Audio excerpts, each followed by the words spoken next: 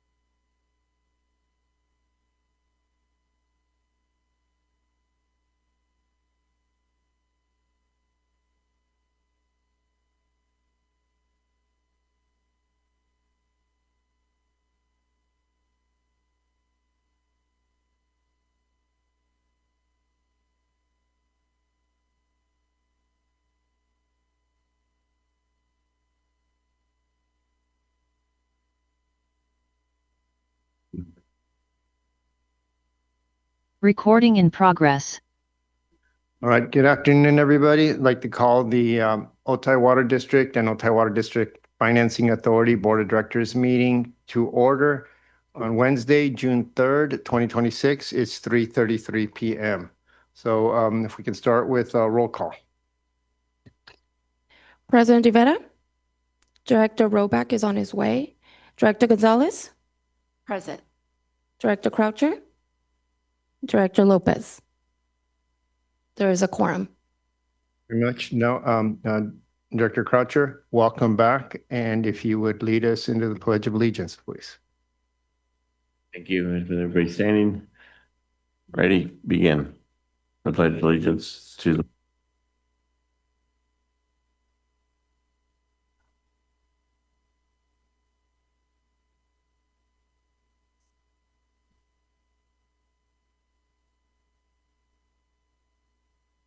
All right, thank you. And great to have you back, Director Croucher. Even though we've seen you on the screen, we've missed your presence here at the boardroom. So we appreciate and hope you're on your speedy recovery.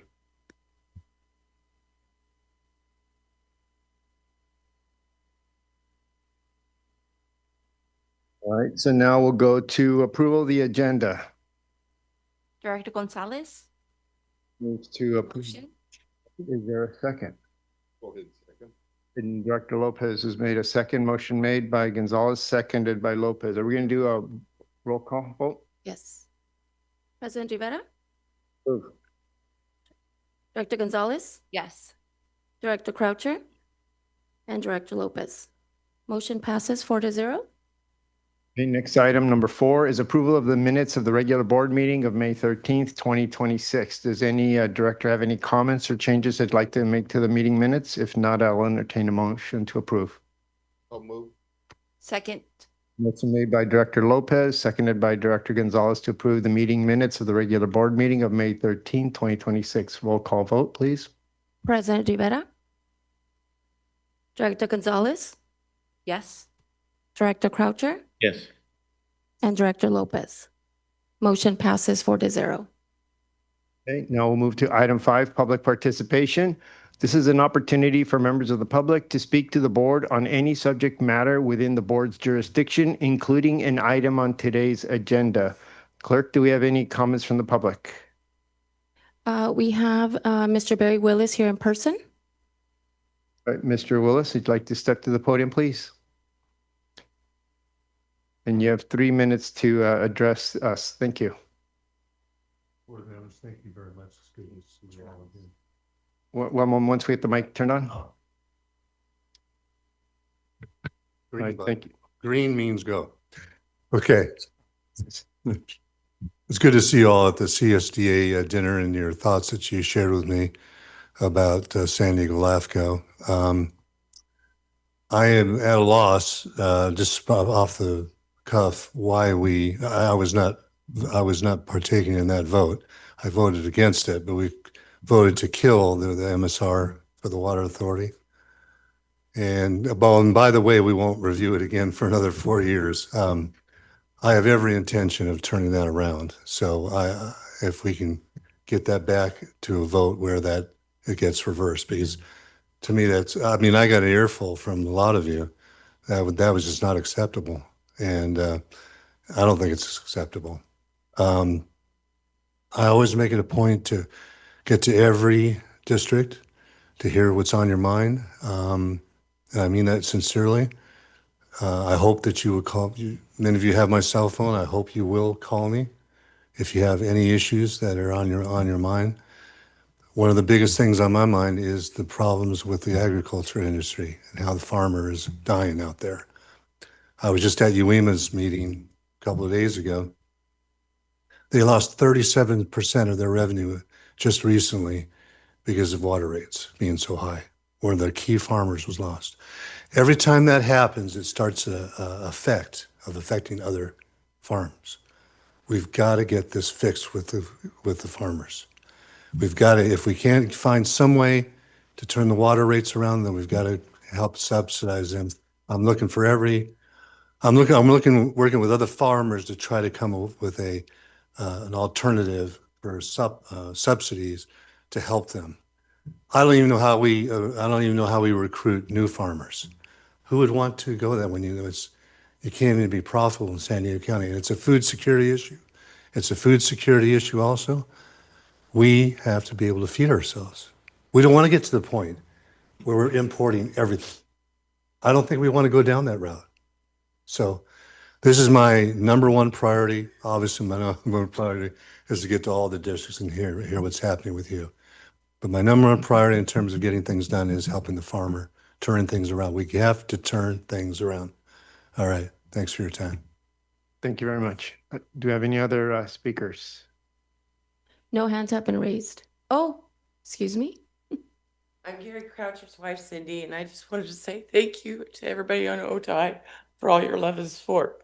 We appreciate it. Thank you. You're welcome. Thank you.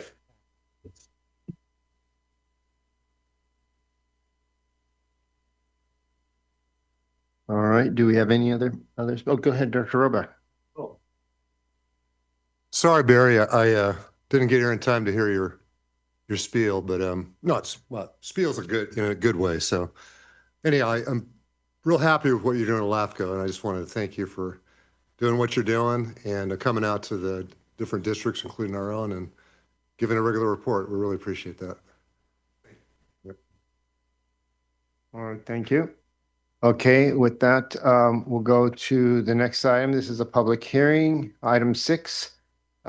Public hearing for the district's 2025 water shortage contingency plan and the 2025 urban water management plan, David Blaylock. And so I open the public hearing at 3:40 p.m. Go ahead, David, your presentation. Thank you. Good afternoon, President Rivera, members of the board, General Manager Martinez. The purpose of this item is to hold a public hearing to receive comments on the district's draft 2025 urban water management plan and draft 2025 water shortage contingency plan. Following the public hearing, the board will consider approval of 2 resolutions, one adopting the district's 2025 urban water management plan and one adopting the district's 2025 water shortage contingency plan. Since 1984, the California Urban Water Management Planning Act, included in the California Water Code, has required urban water suppliers throughout the state to prepare and update an urban water management plan every 5 years on or before July 1st of years ending in 6 or 1. Under the Act, an urban water supplier is defined as any agency that provides water for municipal purposes to more than 3,000 customers or supplies more than 3,000 acre-feet of water annually. In accordance with the Act, the Otay Water District Board is required to adopt the 2025 Urban Water Management Plan for submittal to the California Department of Water Resources by July 1st, 2026. The Act also requires that each urban water management plan include a water shortage contingency plan. The water shortage contingency plan complies with California Water Code sections 10632, which requires every urban water supplier to prepare and adopt a water shortage contingency plan as part of its urban water management plan. The district prepared a draft 2025 standalone water shortage contingency plan, which is also included as an appendix in the urban water management plan. Preparing the water shortage contingency plan as a standalone document provides flexibility should future amendments be needed independently of the urban water management plan. Therefore, like the urban water management plan, the Otay Water District Board is required to adopt the 2025 water shortage contingency plan for inclusion in the urban water management plan and submittal to the California Department of Water Resources by July 1st, 2026. District staff, with assistance from Woodard and Curran, utilized the Department of Water Resources 2025 Urban Water Management Plan Guidebook in preparing the draft 2025 Urban Water Management Plan and Water Shortage Contingency Plan. The plans include information related to water demands by sector, imported and local water supplies, water supply reliability assessments, demand management measures, and water shortage contingency planning for the planning horizon of 2025 through 2050 in 5-year increments. Joining us remotely today are the district's consultants from Woodard and Curran, who will provide a brief presentation and additional information regarding the plans. Haley and Sally, would you please introduce yourselves and begin your presentation? Yes, thank you. Hi, good afternoon. My name is Haley Johnson. I'm a water resources planner at Woodard and Curran, and I was the project manager on the urban water management plan. Can you see my screen? Yes, thanks, Yes. Haley. Okay, great. There we go. Now you're above. All right. So, Sally, you can go ahead and introduce yourself. Hi, excuse me. Hello, I'm Sally Johnson with Woodard and Curran. I'm the overall contract manager for the effort here that Haley's going to be presenting on the urban water management plan and the water shortage contingency plan today. Right. So, as David mentioned, suppliers are required to adopt an urban water management plan every 5 years to comply with California's Urban Water Management Planning Act. A UWMP is required to be eligible for any grant or loan administered by the California Department of Water Resources, and the Urban Water Management Plan provides information used in future water supply assessment and verifications for large developments. The Water Shortage Contingency Plan is a required element of the UWMP that must contain 10 components listed here. The required components are unchanged since 2020. The UWMP is a long-range planning and management tool that goes through 2050. Future water supply and demand is inherently uncertain in California. The UWMP provides planning level guidance on probable future customer water use, the reliability of future supplies, and potential demand and supply response actions that could be implemented if water needs are anticipated to exceed supplies. To forecast future water demands, actual water use over a historical 6-year period for each UWMP water use type was used to develop a per unit demand factor. The water per unit factor was scaled according to housing and employment projections from SANDAG to forecast water use. SANDAG forecasts were adjusted if they did not reflect known plan developments for a given parcel. Information on developments was gathered from planning documents for more than 20 projects in the district's service area. We added near-term annexations, including Otay Ranch Village 13 and San Ysidro Mountains Parcel Planning Area 17, to the SANDAG and developer forecasts. Water supply and demand projections, along with recycled water information, were shared with the Water Authority to ensure coordination on supplies are available to meet the district's water needs through 2050. The Water Authority's 2025 UWMP statistical model for forecasting demand is different from the district's in that it observes a smaller service area boundary than the district, defined by current customers and near-term annexations. As a result, the Water Authority's UWMP presents a projected Otay Water District demand on the Water Authority that is slightly less than the district's projected potable water needs. However, in meetings between the Water Authority and the district during the 2025 UWMP planning cycle, the Water Authority confirmed that the minor differences in forecasts are not an issue for long-range reliability planning in the county. This graph shows Otay Water District's projected future water use over the UWMP planning horizon from 2030 to 2050. The colors of the bars distinguish the water type. Blue is potable water and purple is non-potable water, which represents Otay's recycled water use. From 2030 to 2050, a 35% increase in water use is projected within Otay Water District's service area. For the purposes of the UWMP, the water use forecast was prepared according to 3 geographic areas, then combined for the required DWR reporting tables. The 3 geographic areas have distinctions in expected growth. For example, the northern and central areas have many planned developments. And in the central area, they would shift the composition to multifamily, while in the southern area, SANDAG data show a shift from commercial to multifamily residential. These charts show the expected shift in land use patterns. Light blue is multifamily, Dark blue is single family, leaf green is institutional or public, and teal is commercial. In the next slide, we will see the expected shift in 2050 compared with what's shown for 2030. We see a mixed shift from residential, single family to multifamily in the central area, and shift from commercial, institutional, and public use to multifamily residential in the Otay Mesa area. And in the next slide, we will see the trends across the service area. Overall, the analysis shows an increase in water use over the planning horizon, with much of the increase going to more commercial and multifamily uses. Recycled water use would increase as more housing is built for HOAs. The recycled demand forecast assumes that recycled water service has been and will only be available in the central portion of the district service area due to the prohibition on the use of recycled water in the Sweetwater and Lower Otay Reservoir drainage areas, and the district's implemented moratorium on the use of recycled water in the Otay Mesa area. On the supply side of the equation, potable water is purchased from the San Diego County Water Authority to match potable water needs. The district sources approximately 1,100 acre-feet per year of recycled water from the R.W. Chapman Water Recycling Facility. The rest of recycled water demand is met with supplies from the City of San Diego plant.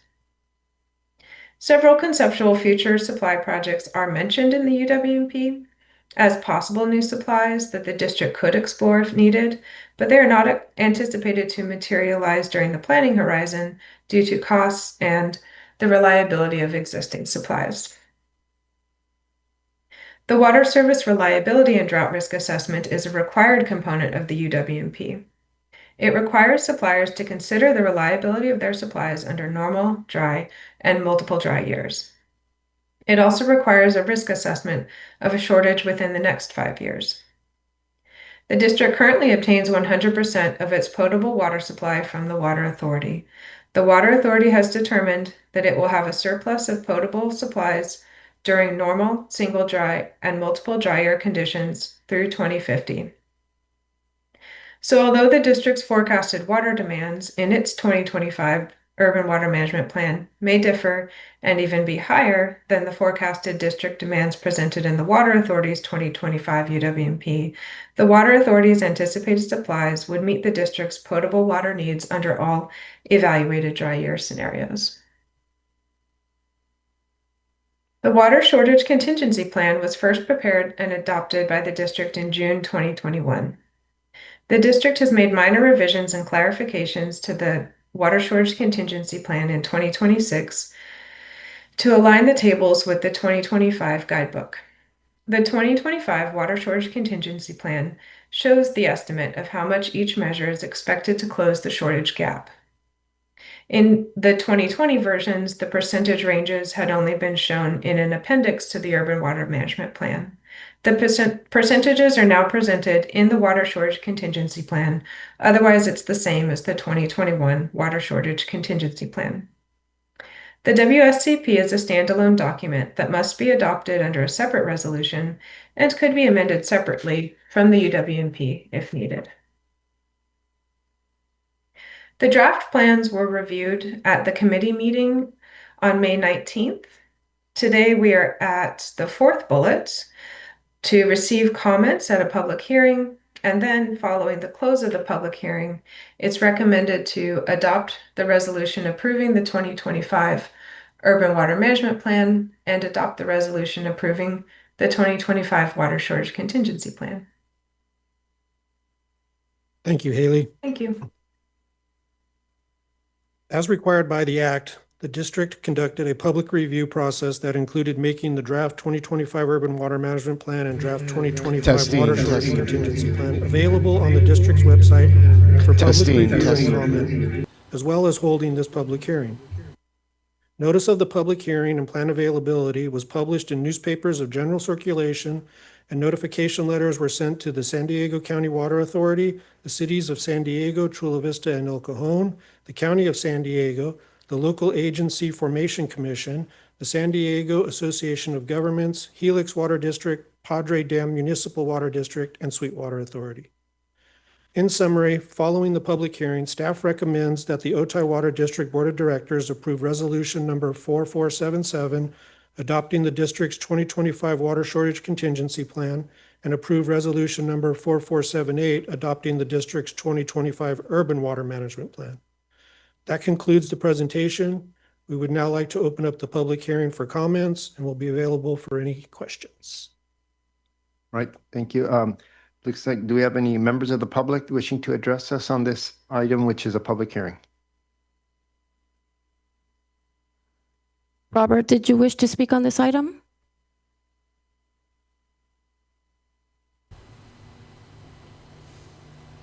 Yes.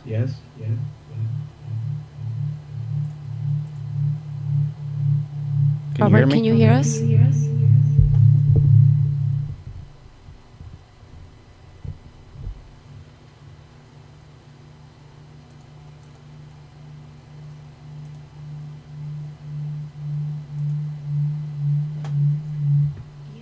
that's how it worked last time.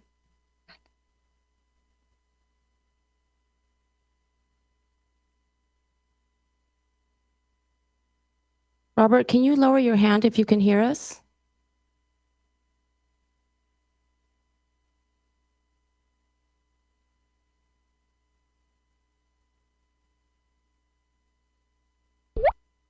Haley, I'm sorry. Can you temporarily stop sharing your screen, please?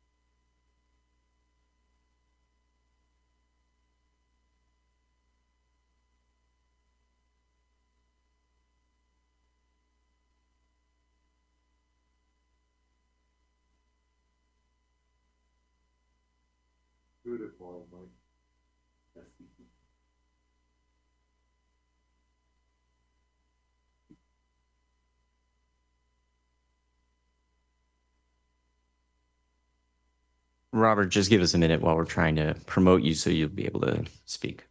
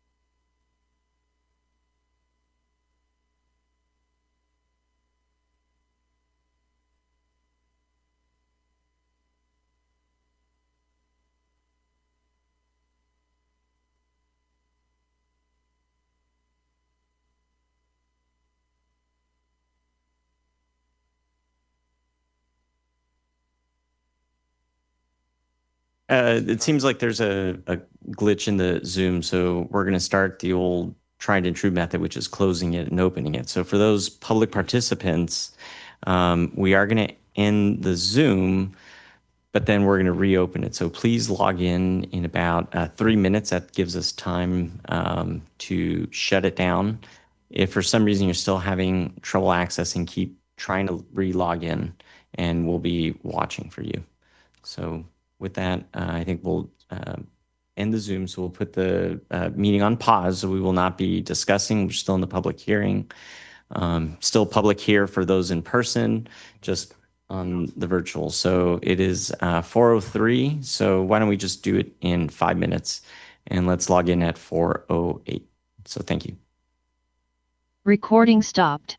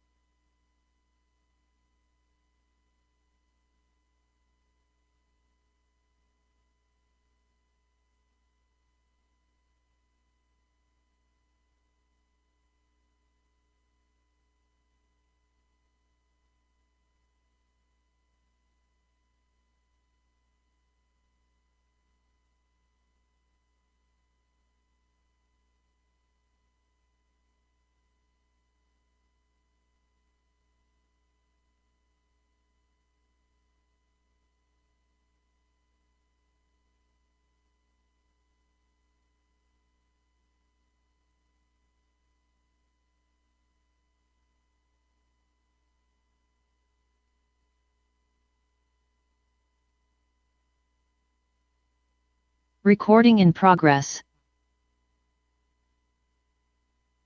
Oh, wait, so we've got public testimony. Raise your hand. Okay, so looks like we've got a comment. Is it Robert? Go ahead, Robert. You have 3 minutes. Can you hear me? Am I coming through? Can you hear me? Can't hear You you. mute.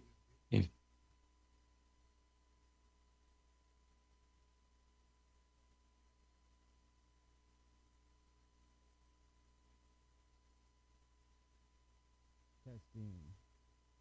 Testing. Testing.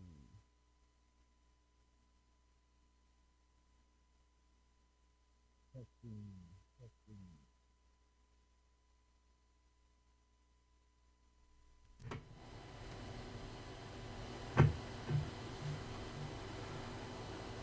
Recording in Okay. progress. There we go. Robert, can you hear us? Yes, I can hear you, and I think you can Okay. hear me.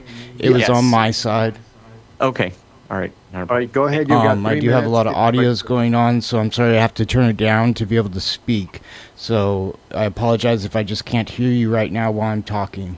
One, with a public comment period for any item, especially a public hearing, I appreciate this board taking the time to fix the problems with the right for the public to be heard and the right of the public to have access to this meeting. When I originally joined this meeting, I could tell there were issues. And the reason why I could tell is because when you guys switched to this presentation to hear it, it cut off your video feed. And I think as a transparency member to the public, especially those attending virtually, we should always see your camera. And there shouldn't be a time when the camera is being taken off the screen or put back onto it. We have plenty of room to see all the different screens on a Zoom meeting, but yet the public was being restricted from viewing your camera during the presentation.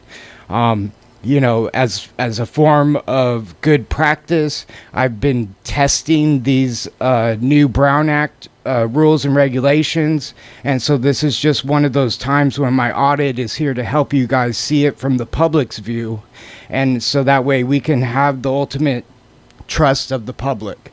So thank you for the time to correct this, and I appreciate what you guys did, but just know that since the beginning of the meeting, I could tell something was off with it. So whoever's doing the back end for the Zoom, please make sure that the public has, I've been elevated to a participant or a panelist at this point, and so I have different views than other people, and I would just encourage that those views all be available. So thank you.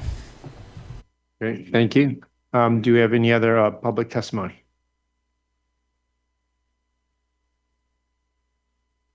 Else in the room? No, we do Okay, not. no one else online. Okay, so with that, then I'll just start from one end of the dais.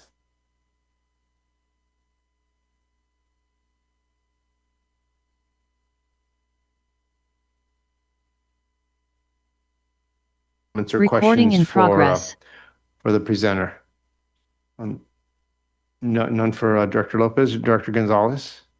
Yes, looking at slides 7 and 8, my suggestion is that if we could make sure to put down what districts these are, not just Otay Mesa, but to also put, districts 2 and 5 are these areas of Central and North, that would be helpful.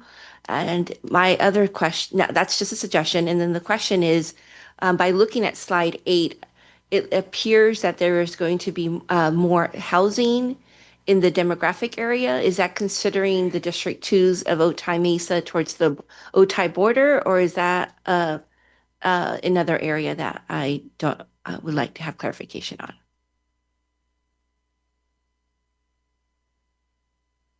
So the Otay Mesa area in particular, that pie chart is what you're referencing as far as the development. So yeah, so that's what's occurring in the Otay Mesa area near the border, with additional development mainly being multifamily projected over the next 25 years.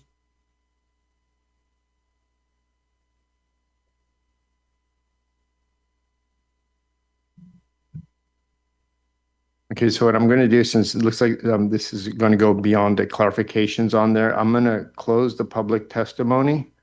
And then what I'll do is I will now close the public hearing and at 4:13 p.m. And now the board can deliberate and take action. So board members, any questions that you have, again, Director Gonzalez, I'll go back to you since you've got some questions.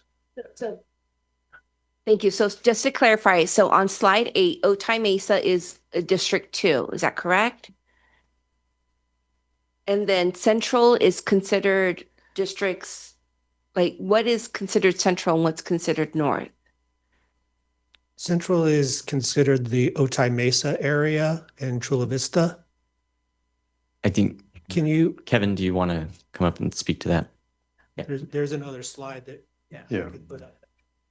Okay. Okay, so Central is all of Chula Vista. Okay. That's within the district. Otay Mesa is south of the Chula Vista boundary. So So from all Main of- Street heading down towards Otay border. But Cannot- slide 2, go to slide 2 on the presentation. Yeah. There we go. Okay. Okay, so where it says Otay Mesa, Oh, I see that. there's that kind of green space right there. There's a black line that kind of goes east-west right there. Okay, I see that So now. that's dividing Otay Mesa and Central. It's like the Otay River, roughly. Yeah. Okay. It's kind of like for Otay, it's kind of a natural boundary. Yeah. There's no facilities in that general area, and it's the extent of where Chula Vista comes. Thank you for that, for showing me this map. My font right here, the from here it's really small, and I see the dragon now. Oh, I can't not see the dragon anymore. But thank you for that explanation, and no other questions. Thank you. All right, so now we'll go to Director Roback. Any questions, comments? Slide. Yeah. Went over in committee pretty well, so I don't have any further questions. Yes. All right, thank you. Director Croucher. Yeah, just a couple things. One is within that, it talked about large developments. What's considered a large development that's included within this? Large developments, basically the subdivisions in the planning There's area. not a size of how many residential or multifamily or there's no, and maybe Sally could answer it as far as from their point of it, what they consider large developments, because they talked about that they coordinated with everybody, and that included any of the large developments. So I think it'd be good to just be aware of what a large development is. Yeah, so there, in the demand, sorry, for the demand forecast, could I just ask for a clarification? Yes. When you're referring to the developments, is your question about which developments were incorporated into the demand forecast, or Correct. how will this be used in water supply assessment and verification reports? Had more in the water demand. Okay, so for that, what we did is we took the Sandag regional growth forecasts, and then any developer information that had been submitted to Otay Water District since the Sandag Series 15 regional growth forecast was developed in 2022 was incorporated into the water demand forecasts. So to forecast water demand between out to 2050, we looked at the Sandag regional forecast, and then we added or subtracted anything that had come up from any size development, any changes that might have occurred since 2022, which is when the Sandag forecasts were developed. So not necessarily just large developments, any developments. Okay, so a development of 5 properties would be included in this? Yep. Or one large single family home, or yeah. Yeah, so basically all developments were brought in, Gary, and Okay. this. What I consider a large development is what's in the general plans of like the city of Chula Vista, like the Otay Village 14 or 13 or Village 2. those type of villages that come through. But there are other projects that come through that aren't part of the general development plan. So in theory, there's not a set number, like exactly 100 residential units. Okay. It's just more on our opinion on what's considered large. So, 2 or 3 homes I wouldn't consider large. Subdivision of 10 or more, yeah, I'd probably consider that large. Okay. And then they had the reclaimed water areas that are prohibited because of restrictions. And one being the Sweetwater Basin and then the Otay Mesa or Otay Reservoir. Have we done anything to work with them as they start to get into the pure water and things to really try to promote any additional areas amongst that? I know in the past we've tried to work with Sweetwater, but they've been 100% against it. Are we making any headway there, or are people showing that they're interested in expanding that as we start to look at the Colorado River still continuing to dwindle? Yeah, so we haven't started any of those discussions, nor have we been engaged by any of those other agencies in discussions of that either. So we haven't looked into that at this point. Well, yeah, well, let me add to that, and maybe because I don't think David may have been involved, but yeah, we did, just complete a study over the course of a year in partnership with Sweetwater Authority to look at multiple things on potential expansion of the recycled system into their area, looking at potable, direct and indirect potable reuse. So there was a whole study that was completed. It wasn't, it was cost prohibitive, but that was part of the reason that the study was done. So that should grant funding that was the first step to do the feasibility to identify potential options. And that was in partnership between Sweetwater Authority and Otay Water. Okay, and I remember the study. Right. And so that was helpful, but I just didn't know if there was anything else that we're doing to try to promote those areas to encourage additional potable use, or at least be able to do it where we could use it into the reservoirs or different things like that. So that's that answers it. And I know we had a lot of outreach because they listed our surrounding agencies: Helix, Padre, San Diego City, Sweetwater, and stuff.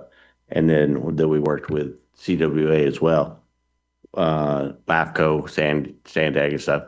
Did we get much replies back, much input? Did they show an interest in participating within this process, or was it somewhat silent? It was very silent. Okay, and is Barry still here, or did he leave? He's gone. Okay.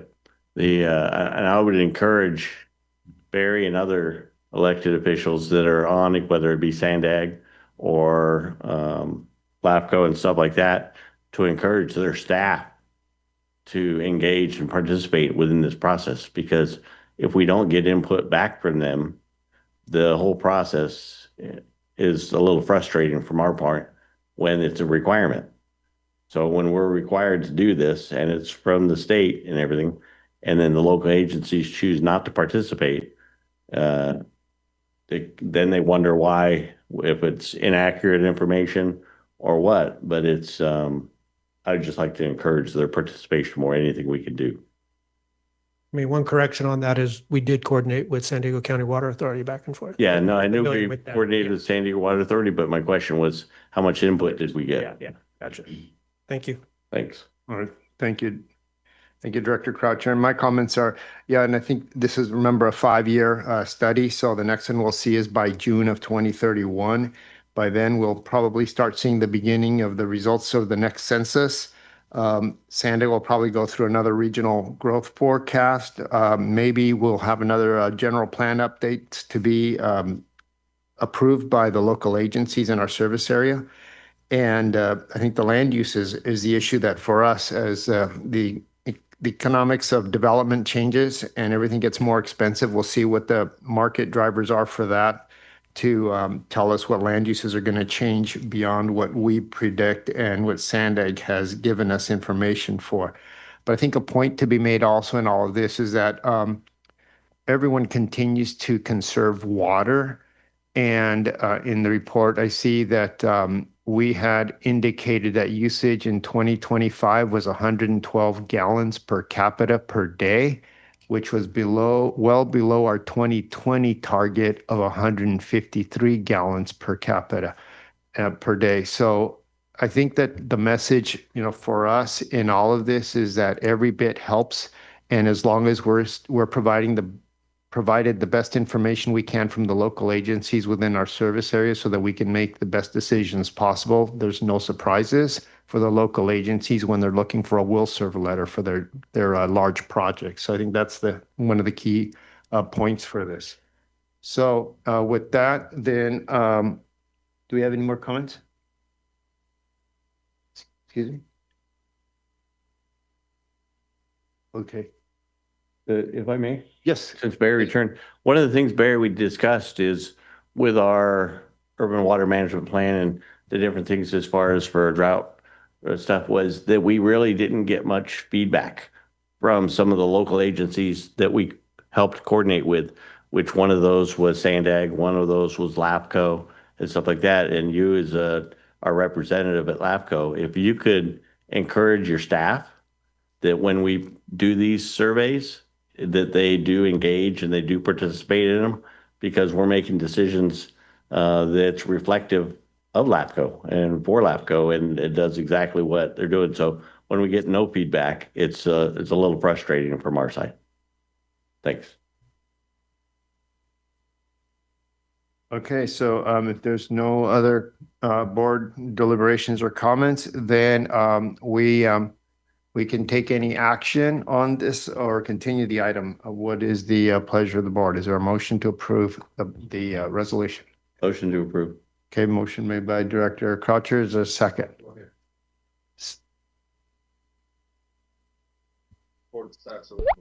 All right, thank you. And I appreciate the work by Mr. Blaylock and our consultants. Thank you very much for the work on this item. With that, a roll call vote, please. President Rivera, Approve. Director Roback, Yes. Director Gonzalez, Yes. Director Croucher, Yes. Director Lopez. Motion passes 5-0. Right, thank you very much. So now we'll go to item number 7. 7A is adopt resolution 4477, approving the district's 2025 water shortage contingency plan. David Blaylock. Oh, That was that was the action item. Okay, sorry. Sorry about that. And well, it was good the second time around. Okay. So then we're going to, we didn't take a vote on adoption reso 4478. Yes, we did on that one. Then I guess Yes, as it- long yeah. as the board understood that when they were approving both Both. resolutions Res- together, because it's the Yeah. same presentation, same staff report. So Okay, Yes. so now we're on 7C, discuss the 2026 board meeting calendar. Jenny Diaz. Thank you, President Rivera. Just a couple of announcements. The Engineering Operations and Water Resources Committee meeting will be held on Tuesday, June 16th at 12 p.m. And the Finance and Administration Committee meeting will be held on Wednesday, June 17th at 12 p.m. As of today, there are no other calendar updates.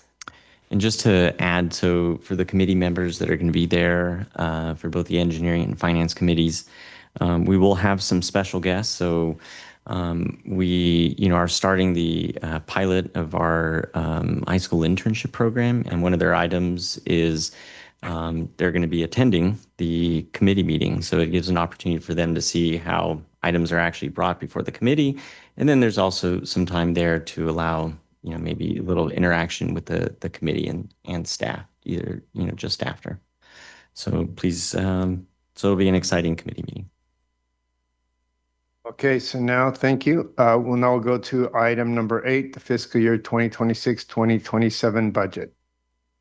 So with that, go ahead. So John Ravaglioli and Joe Beecham.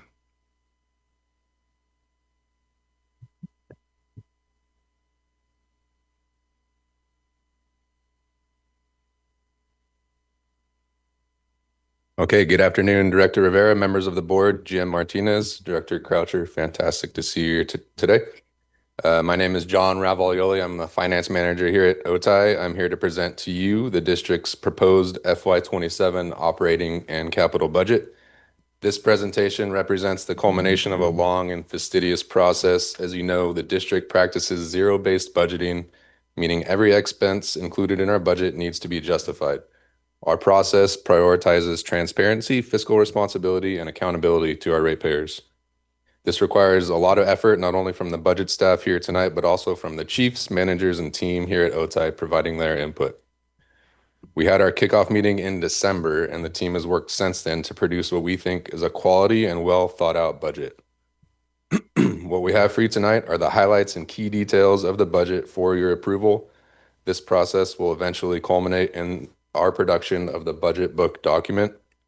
Due to its level of detail and precision, the district's budget document has earned a lot of awards and acknowledgments in the past, including the Government Finance Officers Association Distinguished Budget Presentation Award and Certificate of Excellence in Financial Reporting, both for the last 22 consecutive years, and California Society of Municipal Finance Officers Awards, including the Certificate of Excellence in Operating Budgeting for 20 consecutive years and Certificate of Excellence in Capital Budgeting for the last 21 years. We truly believe this budget reflects the vision of the district's board, management, and staff, and I am pleased to present it to you tonight. Next slide.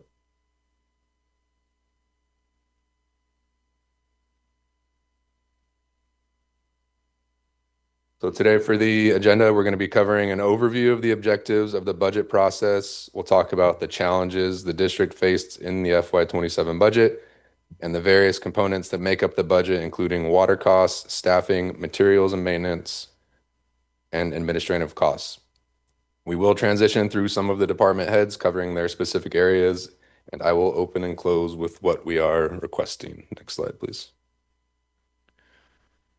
For our objectives tonight, we are requesting adoption of resolution number 4473 to approve the FY27 operating budget of $157.7 million and our capital budget of $18.9 million, including implementation of a 5% rate increase for potable water and no rate change for recycled water and a 7.6% rate increase for sewer. We're also requesting approval of annual fund transfers for potable, recycled, and sewer.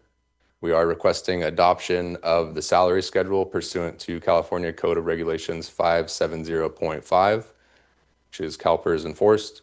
We are requesting approval of the advanced funding of the district's defined benefit plans. We're requesting implementation of the water and sewer rate changes and adoption of ordinance number 604 to amend the Code of Ordinances, including Appendix A, with the proposed 5% potable water and 7.6% sewer rate increases on all billings that begin January 1st, 2027. And finally, we are requesting approval for staff to draft and mail water and sewer rate increase notices. And now I would like to pass it off to General Manager Martinez to talk about some of the challenges we faced in this year's budget. Yeah, thanks, John. I mean, and this wasn't necessarily to talk about the challenges. The intention of this slide was to remind this board about the challenges we discussed at the budget workshop. Can you go to the next slide?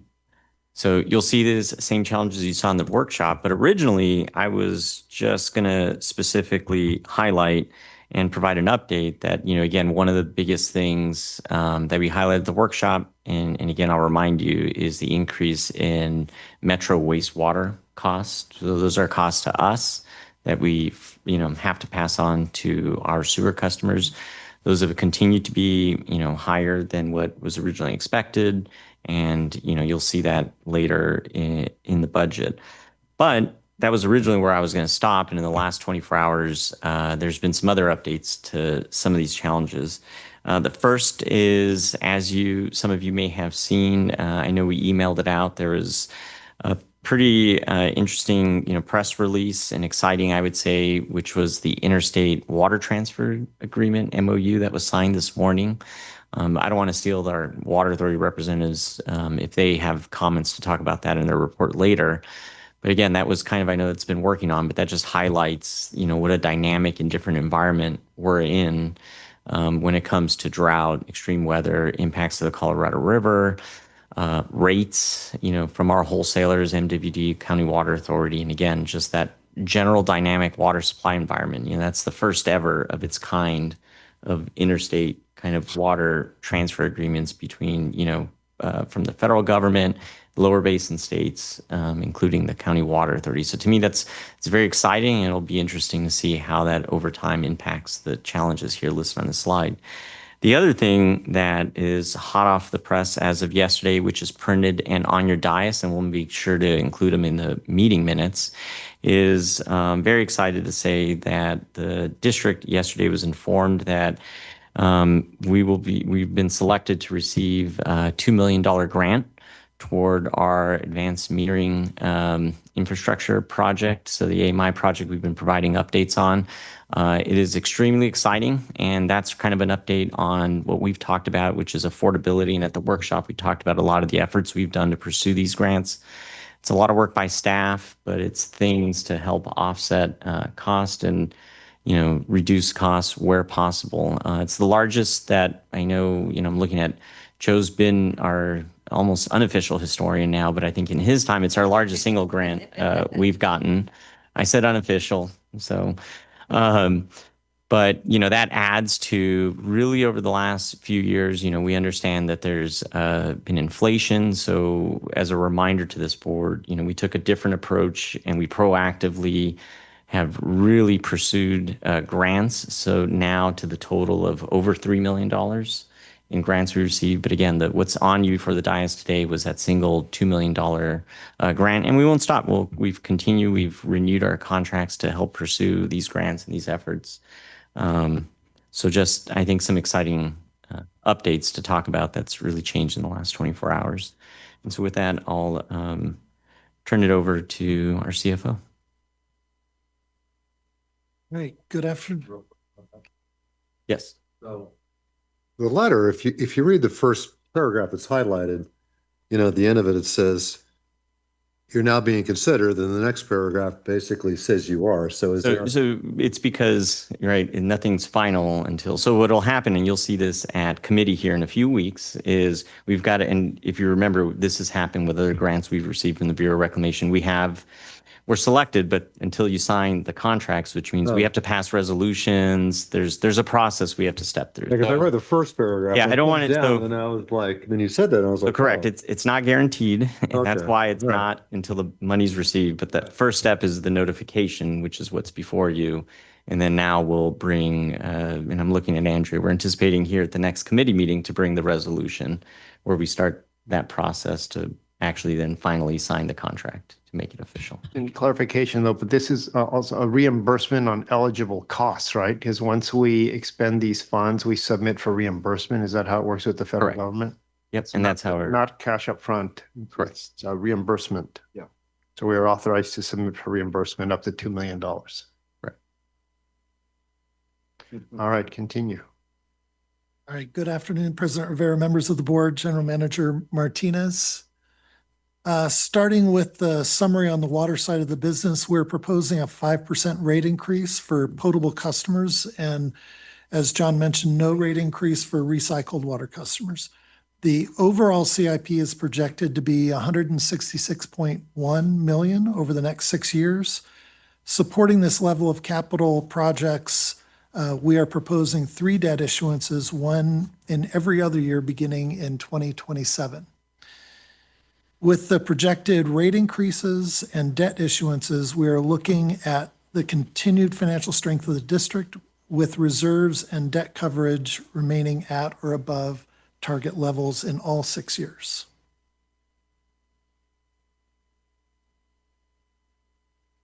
As we budget for the upcoming 6 years, we reevaluate the funding requirements of each reserve. And in order to maintain reserve balances at or above target levels and minimize rates and debt issuances, each year we ask for approval of fund transfers. These transfers comply with our reserve policy. You will see the funding of reserves that comes directly from rates. Here we see funding of the 4 main reserves: our general fund or operating fund, our expansion fund, our betterment fund, and our replacement fund. With the combination of rates debt and transfers, the district is prepared to fund the CIP projects and the operational needs of the district. As a note on this slide, we're including sewer as well, even though this section is regarding water.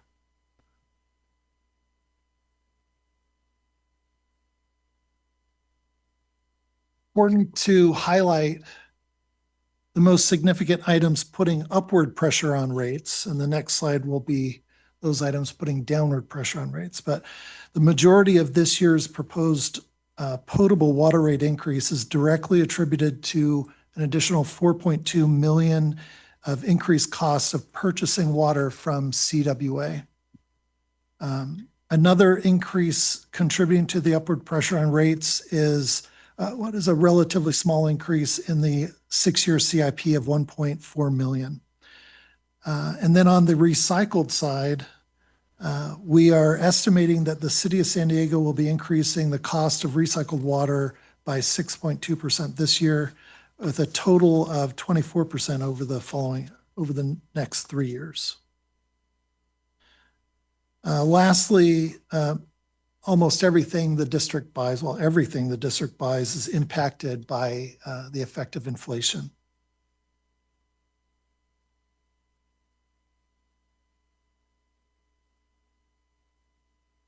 On the city of San Diego, in terms of the increase for the recycled water, so there's no, in our relatively recent agreement with them, there's no provision. It's just whatever those costs are, right? The In terms of the increase. The Our contract, negotiated settlement, that doesn't address any of those annual. I'm sorry, So our negotiated settlement with the city of San Diego on recycled water rates, the increases, that's not covered in that agreement. the agreement is similar to the prior agreement as it relates to rates. We are charged the city's going rate for water. The biggest issue, which I will cover on the next slide, is the benefit of getting rid of the take or pay. Okay. That was really the Yeah, I know that was the change. crux of it, yeah. But when it comes to rates, we're charged the same rate that all of their customers are charged. Right. Get this to move. It's not working. Can you? Next slide. Thank you. So on this slide, we have 3 items that are putting downward pressure on rates.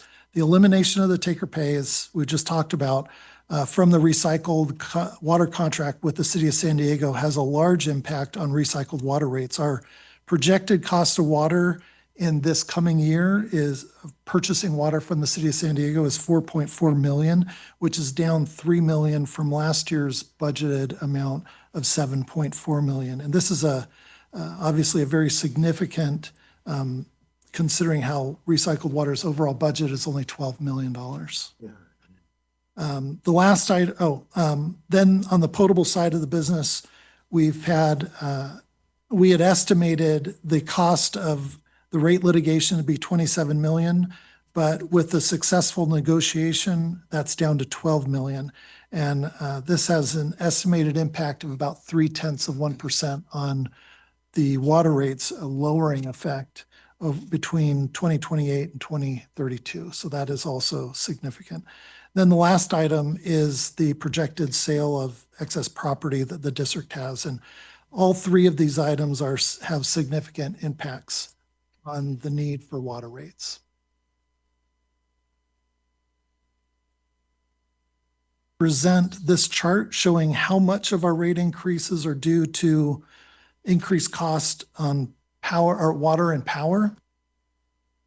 And this year, 72% of the rate increase revenue goes straight to CWA and SDG&E. Only the remaining 28% stays with OTI to cover all other costs. And the next slide shows this in a little more detail. Of the 5%, sure.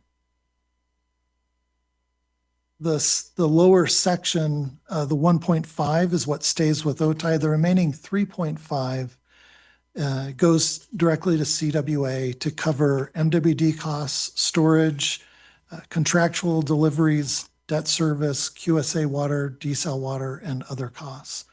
And as a note, last year, our 8.3% rate increase, the portion that stayed with OTI was 1.6%. This year, it's 1.5, slightly less.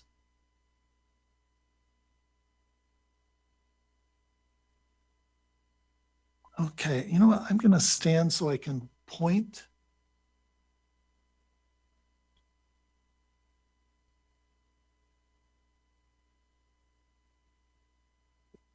Okay, so this is a comparative slide that we show each year, and each year as we evaluate the changing financial needs of the district, the rates and debt change. So on this slide, you'll see the differences comparing last year's projections to this year. There are three notable items. First, just want to, oh, that is a very faint. So first notable item is a decrease. Last year, we anticipated this year to be 7.1. We're coming in with a 5% increase, which is lower. The next item is the reduction on the recycled water side. Last year we had these 3.2. Is this a better pointer? Oh, much better. Okay, so last year we anticipated 3.2s across the board. This year, because of the elimination of the take or pay, we're looking at no increases at all for the next 2 years, followed then by 3% increases. Lastly, there's a modest decrease in the amount of debt that we are projecting to issue over the next 3 years. And all of that debt is connected to the potable side of the business.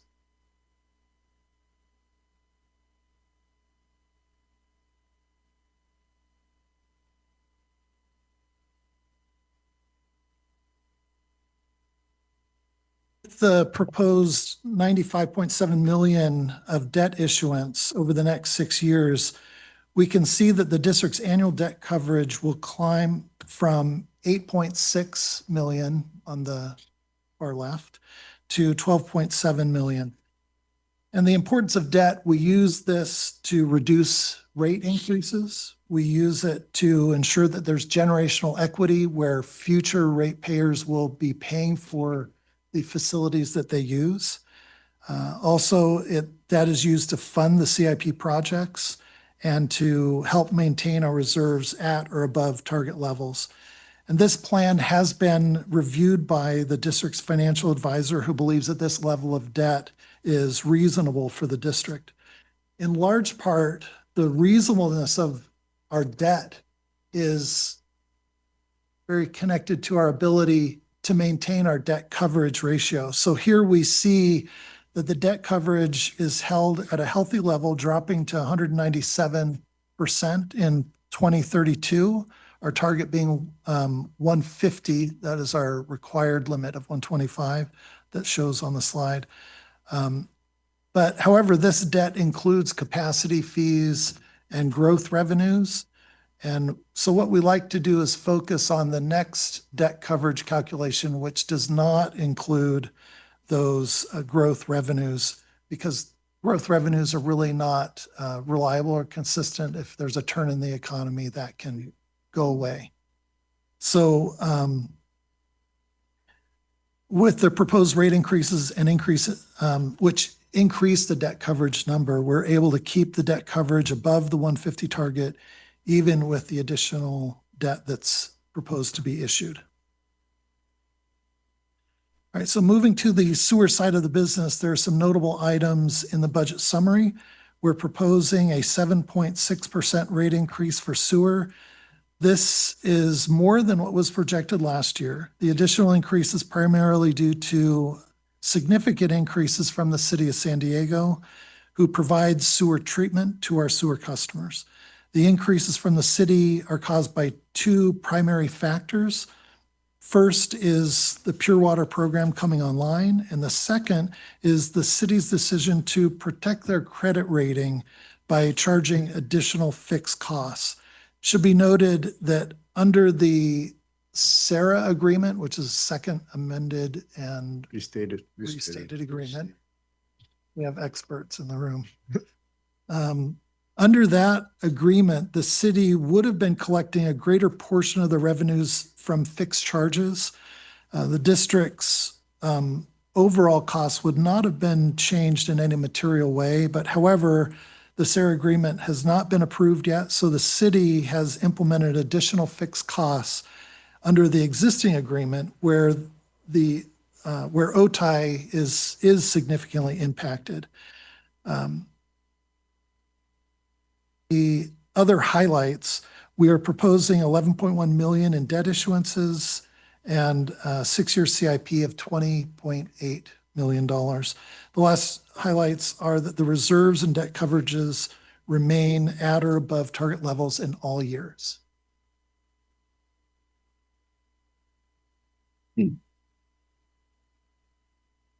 Jump here.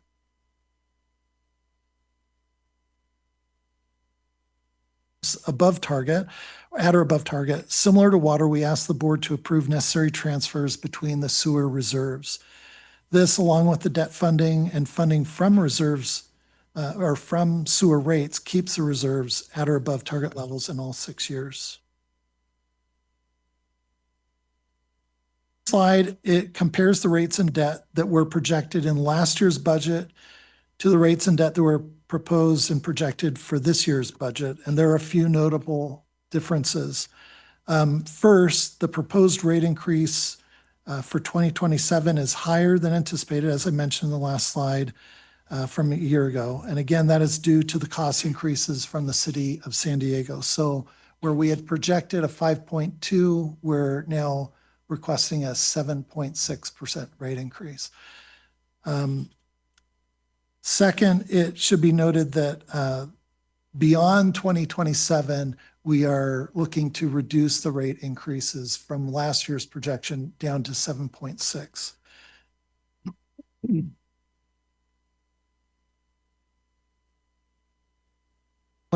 There's an increase in the amount of debt for sewer, and this additional level of debt is being driven again by the city of San Diego's cost increases. Even with this level of debt, the district is able to maintain strong debt coverage ratio, as I'll show on the next slide.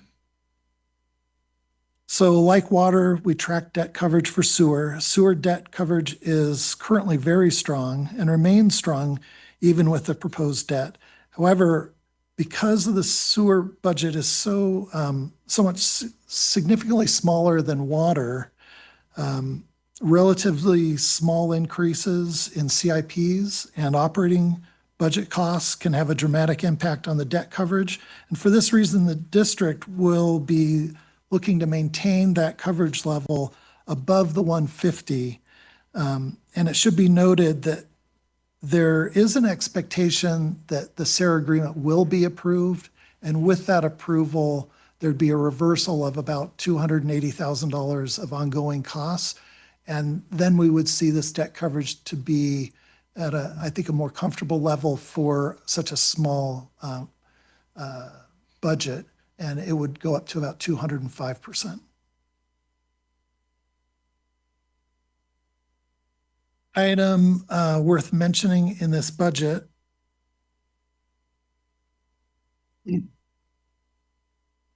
is the funding level for both PERS and OPEB.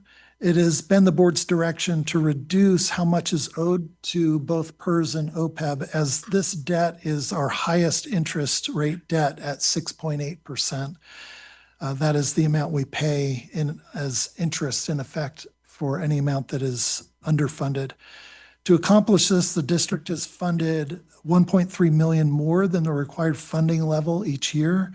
This additional funding reduces this expensive debt, and this strategy is expected to save the district $5.5 million in interest over the 12-year period beginning in 2021. It is also notable that due to the elevated CWA rates that occurred in 2024 and 2025, we reduced that funding level to mitigate our rate increases. And so that was brought down, I believe, to $350,000 as opposed to $1.3 million. And it has been the board's direction, we continue to gradually increase that. So this year, we are requesting that that amount be 830,000, up from last year's 670,000. And we project to be back to the full funding level at the year 2030. Each year, we also provide a water and sewer rate ranking within the county. This information is not terribly reliable because only 6 of the 28 rating or water agencies have provided data at this point. Everyone else has been set at the average of the rate increases that are known. But with that, we are projected to be just under the midpoint, which is our goal. Then on the sewer side of the business, we're expected to be the 5th lowest of 28 providers. And that, before I turn it over to John Valioli, if there are any questions, I'd be happy to take those. Do we have any directors that have any questions? Director Gonzalez, go ahead. Slide 22. And so you were mentioning that what is the debt that you said it was 6%, 6 point something percent? When is that debt going to be paid off for the PERS and the OPID? I don't have a great timing on when that will be paid off. We could certainly get that information and provide that. Thank you. And the second question is that you're stating that there's more debt that's going to be coming, and explain, to the ratepayers again, like what's that mean in that sense of having future generations? Yeah, the phrase that's used is generational equity, and what that really refers to is if we had to cash fund all of our projects as we went, our rates would have to be significantly higher to generate the cash to build that infrastructure. And the ratepayers that would pay it are the ones that are using it now. But that infrastructure lasts 50, 70 years. And so by issuing debt, the current ratepayers just pay a much smaller portion, and future ratepayers, because debt is typically a 30-year debt, at least 30 years of that life of the asset is being paid for by the customers at that time. So that's, because it may be my grandchild that would be benefiting from the asset that they would not pay for. So, which may be a nice thing, but it's not nice to the current ratepayer. Thank you for that explanation. And are all and I assume you've been doing this for so many years that you are finding the best interest rates that we're not paying more than 6% on this debt, that we're giving to future generations. Yeah, I wish I could take credit for getting great interest rates, but they really are set by the market. I mean, we do a lot of work, and honestly, a lot of the credit goes to the board for approving budgets and keeping us solvent and in a strong financial position. I think that has the most impact on the rates that we're able to get. So it's my recommendations that may get us there, but it's the board's actions that get us these good rates. Right, thank you. That's all. Any other board members? Director Roba. Joe, on slide 20, the sewer financing plan. Yes. So obviously we know what the city's anticipating right now. Can you pull up? There you go. And you've got 7.6 going out. I mean, obviously I shouldn't say obviously, I'm asking, how do you come up with that number? Are they projected out that far? So they have a 5-year schedule of fees. Oh, I'm sorry, I'm thinking of recycled. Sewer. Sewer's fine. Sorry. Go ahead. Yeah. Sewer must have the same thing. Yes. Yeah, they do. They project out 5 years. So we get a estimate for FY27 in January, and then there can be some changes between January and actual start of FY27. So we have that piece, and then they do project out 5 years. Well, we talked about it. It came in higher than we were anticipating. We just heard that recently. So they're also saying that subsequent years is going to be of the same magnitude. We've So they- incorporated all of those years into our rate model, that they did provide us that schedule, and it's all incorporated in here. Okay. Yeah. And the reason, are you talking about the change? Why did it change unexpectedly? Well, no, Which is what I was it came in higher. You know, that was the rate study, if I'm not mistaken, right? Isn't that the reason? Didn't they do a sewer rate study? Well, the part that I'm talking about is just the metro part. Well, there's a significant increase. There are two significant increases. One is really tied, most of it tied to pure water coming online, and sewer has a share of that cost. And the other is the city went to issue debt, and the credit agency is giving them feedback that they don't have enough fixed revenue, and that puts them in a little bit of a riskier position. So they, as a reaction to that, the city has changed how much fixed revenue that they're receiving. And so that is the other impact that negatively affected OTI. Had Sarah been in place, it wouldn't have negatively affected us. But because it's not in place yet, it is negatively affecting us by 280,000, that fixed cost adjustment from variable to fixed. Sorry. Yeah, and then I just heard last week from the Potter Dam representative, so you know what I'm talking about, that it sounds like Potter is going to imminently approve with some minor changes. Is that your understanding, Beth? Yeah, they're going to discuss that tomorrow, and then it's being discussed. But there's the current billing system, there's the strength-based billing, the average flow and strength. And so that doesn't include a fixed component. And then there's Sarah, which includes several fixed components, one of which is the peaking component. But that's not implemented yet. And both the strength-based billing and the Sarah billing are very similar. And then what happened with San Diego and Padre Dam, the participating agency that hasn't executed the agreement yet, they because it's not executed, they can't implement the fixed component. They can't implement Sarah, which has that fixed component. And what was happening was the rating agency, the bond rating agency, was going to decrease or put them on a negative watch. I don't know the technical terms in the finance world. And that would affect, obviously, the rates. And so City of San Diego went and looked at how within their existing agreement, they could implement a fixed rate. And if you're really aware of the current agreement, there's an exhibit B, which is the capacity rights. We don't have ownership, we have rights. And that is higher than what Sarah is, which is why they're calling it the interim billing, has both a fixed component and it's the 280,000 higher than we anticipated. Does that make sense? So these increases are supposed to go into effect when exactly with the city?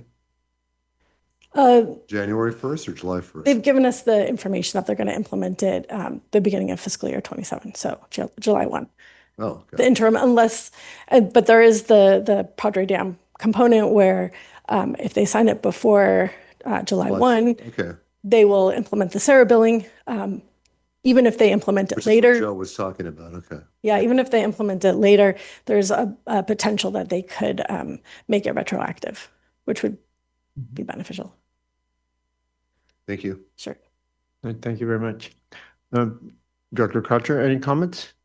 Okay, Director Lopez, no comments? All right, well, thank you for the great presentation. I really appreciate the part where we talk about why we have the proposed increases in our budget for the potable water and the wastewater component. The system is a very complex system, both of them. And as we are sort of the end of the pipeline from where we get our water and our sewer treatment costs, nothing is cheap anymore. And we've got to keep up with the needs that we have for our infrastructure. Go ahead. Okay, keep going with the presentation. So, John? Let's move on now and take a look at the impact of the proposed rate increase and the increased costs of water on the district's revenues, as well as some admin and materials increases that we reviewed at the budget workshop in April. This slide shows our potable sales revenues increasing budget to budget by $5.5 million or 4.5%. This is primarily due to the impact of the rate increase we just mentioned.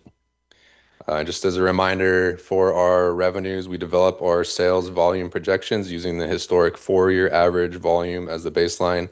We strive for accuracy by using a 4-year average, so future volumes are not based on a single outlying wet or dry year. Our average based on the last 4 years includes 2 wet years and 2 dry years. So you can see, kind of moving left to right, our fiscal year 25 potable actual revenues, and then FY26 budget, FY27 budget, and we're going up that $5.5 million there, 4.5%.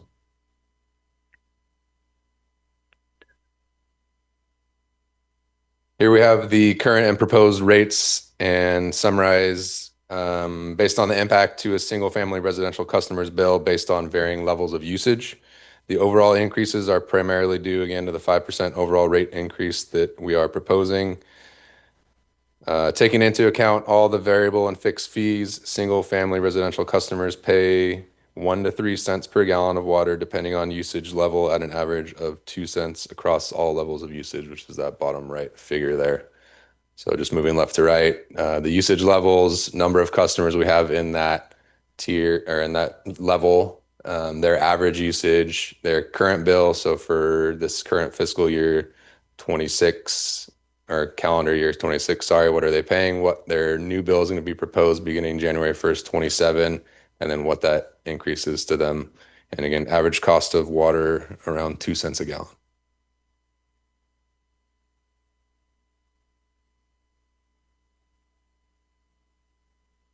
Revenues, they're essentially unchanged from budget to budget, so a very small 0.3% increase there. For our FY27 recycled sales volumes, we use a 4-year historic average, as mentioned earlier. The ceiling is our highest volume, which would be our driest year, and the floor is our lowest volume or wettest year. Our goal on these volumes is to land somewhere in the middle. So again, from FY26 budget to FY27 budget, we're increasing $36,000, which equates to under 1%, well under 1% of the budget.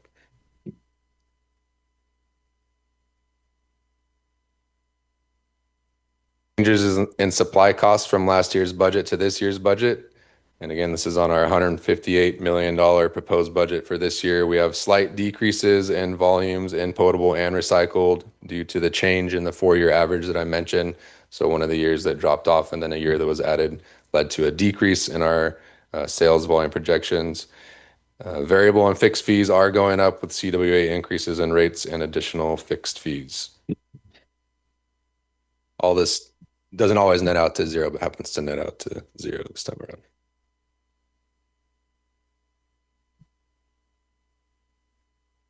Here we show our sewer revenues going up 9.3% or $330,000 budget to budget. Sewer charges are calculated a little bit differently. They're based on a 3-year winter average. This is increasing from last year. That rolling average did go up, so you'll see that on the next slide that I'll show you here now.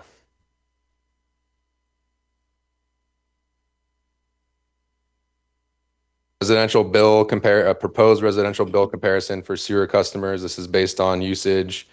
And again, you can see in the 5th column, the winter average percentage is going up across the different levels of customers there, an average of 7.5%. And then the total bills are going up across all the levels as well. And that increase in the total bill is a combination of the winter average increasing and our proposed rate increases that Joe mentioned before, which are 7.6% for sewer.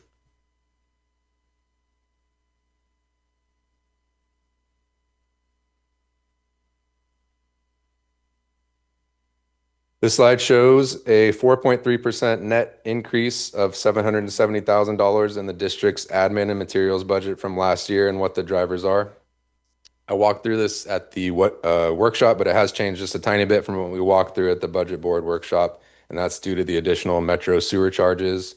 that we just talked about, the $280,000 that Joe and Beth mentioned. So at a high level, just working our way down from top to bottom, we see Metro and County Sewer going up. That's due mainly to the Pure Water startup and the additional fees due to Sarah not being finalized. The other miscellaneous increases are a lot of small items that add up across all of our departments. We have regulatory increases, inflation, strat plan initiatives, main break costs, as we brought those costs in-house about 2 years ago now, a year and a half ago now. And then planning efforts. These all lead to small increases year over year. And then they're offset by decreases, and we broke these out based on the feedback from the board budget. So the items going down here are legal fees, insurance premiums, planning efforts, and miscellaneous items. And those miscellaneous items are really a ton of small things across the board. And that's kind of credit to all the departments here for doing a great job scrutinizing every line item in their budget. So overall, the total picture here is a net impact of a 4.3% increase on the admin and materials budget for the district.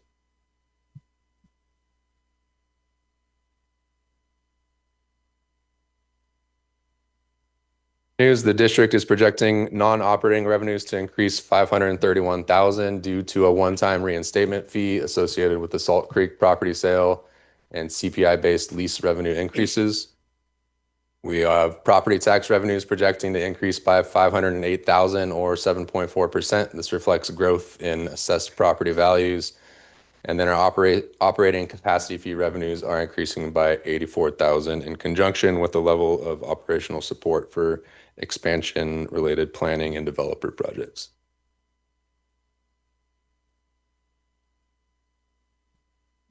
And then Mike, you want to take it away with staffing? You're going to click for me?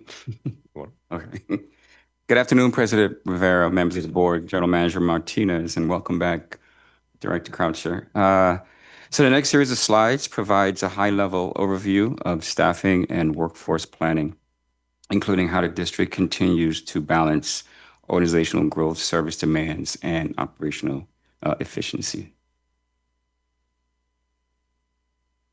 So each year, the senior management team and department managers review the district's staffing needs in conjunction with customer growth, infrastructure expansion, workforce demands, and opportunities to improve efficiency through technology and process improvement. So this year, the district added 71 new meters, approximately 20,000 feet of pipeline, and 82 new service accounts, bringing the total to nearly 58,000 accounts and 950 miles of maintained pipeline. For fiscal year 27, the district is decreasing full-time employee count from 148 to 147. As the district continues to grow, staff continues to look for opportunities to increase efficiencies, automate processes, and evaluate procedures. So this chart or slide provides a longer-term view of the district's staffing level over the last 20 years. In fiscal year 2007, the district had approximately 175 authorized positions. Today, the district operates with 147 FTEs, a reduction of, as it says, 16%. So what stands out is the district did not get any smaller during that time. However, we continue to add customers, expand infrastructure, and take on additional operational responsibilities across the organization.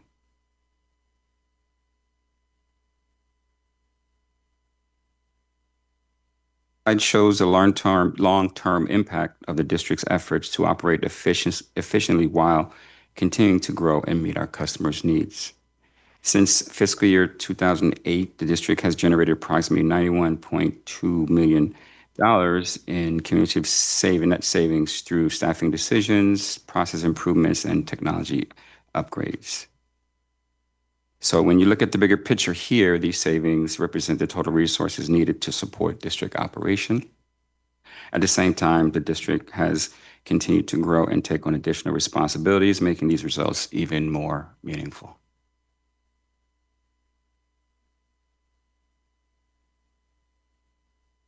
Is this another way to look at the district's growth over that period of time? In 2007, each employee supported about 301 customer accounts. Today, each employee supports approximately 392 accounts. increase of roughly 30%. Again, achieved through continuous improvement efforts and due diligence and support from the board, the general manager, and all of staff.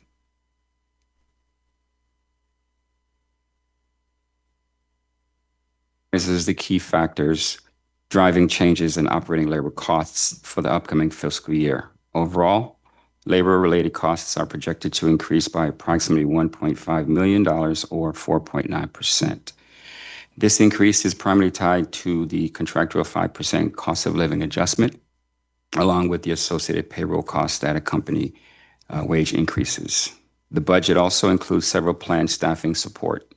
These include temporary overlap positions to facilitate knowledge transfer and succession planning for anticipated retirements, as well as limited part-time staffing in human resources and customer service to provide operational support during strategic district initiatives, to include the classification and compensation study, negotiations, a new utility billing system, and the new meter replacement program. Medical premiums are projected to increase by approximately $848,000 due to premium increases. Pension-related costs associated with unfunded accrued liability are expected to increase by approximately $547,000 based on the latest CalPERS actuarial results. At the same time, the several strategies help offset these increases. $1.2 million in labor costs is allocated to CIP program projects. Additional offset includes reduced OPEB funding requirements associated with the HRA transition and the budgeted reduction of 1 FTE. Turn it over to Andrew.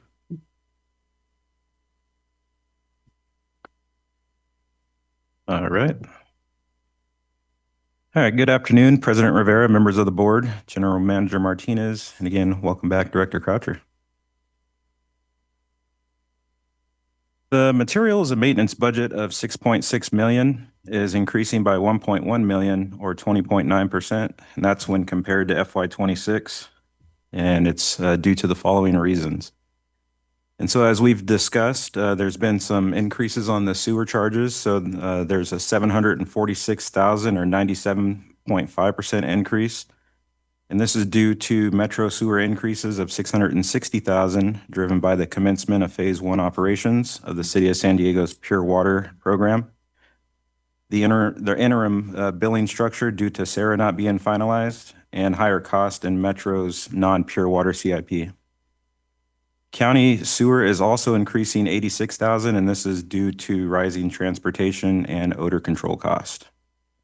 For contracted services, there is a $258,500 increase or 15.7%, and this is due to rising emergency repair costs and inflationary increases in landscaping and janitorial services.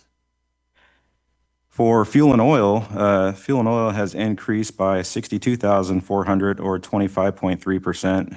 And this is the primary driver being the current geopolitical factors driving increases to fuel prices around the world.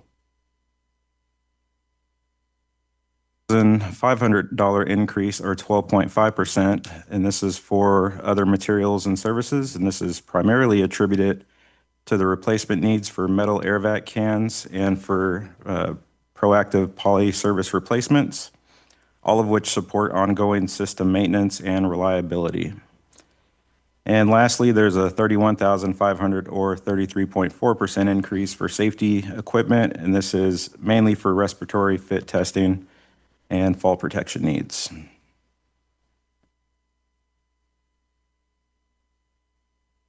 Graph illustrates a consistent reduction in system-wide water loss since 2011. With 2026, while that shows a minor uptick, the increase reflects normal year-to-year variability and does not alter the overall downward trend. So our latest data shows that the district experienced a 4% loss in calendar year 2025, which is reported in 2026 as a trailing 12-month water loss percentage. That's through December 31st of 2025. So this equates to a 31% decrease in non-revenue water loss when compared to 2011. And for additional context, at a 4% annual water loss level, The district performed significantly better than typical U.S. utility benchmarks. Nationally speaking, water loss is commonly reported in the 15 to 20% range, and regionally in the southwest portion of the United States, water loss is commonly reported in the 8 to 15% range. So 4% shows that the district's performance is consistent with a best-in-class water loss control program. And also, as you are all aware, for the past 14 years, the district has conducted a comprehensive leak detection program. And this is where we survey 20% of the water distribution system annually. We just finished our 14th year of the program, meaning that we've been able to survey our entire system 2.75 times. So after next year's campaign is completed, the district will have completed 3 full system surveys in the last 15 years. The total area surveyed for this year's campaign was 177 miles of pipeline, and in that stretch, over 5,000 appurtenances such as hydrants, valves, service lines were all physically touched and assessed, and the result was 10 leaks found on district-related appurtenances, with another 35 customer-side leaks found and reported to each customer. So all that to say, the district does continue to take a proactive and progressive approach towards ensuring long-term water resource reliability. This is supported by a mature leak detection program and strong operational practices. The district is positioned as a model agency in water conservation, infrastructure stewardship, regulatory compliance, and sustainability. And by minimizing water loss and maximizing system efficiency, the district remains committed to reducing strain on this vital resource while protecting service reliability for current and future generations.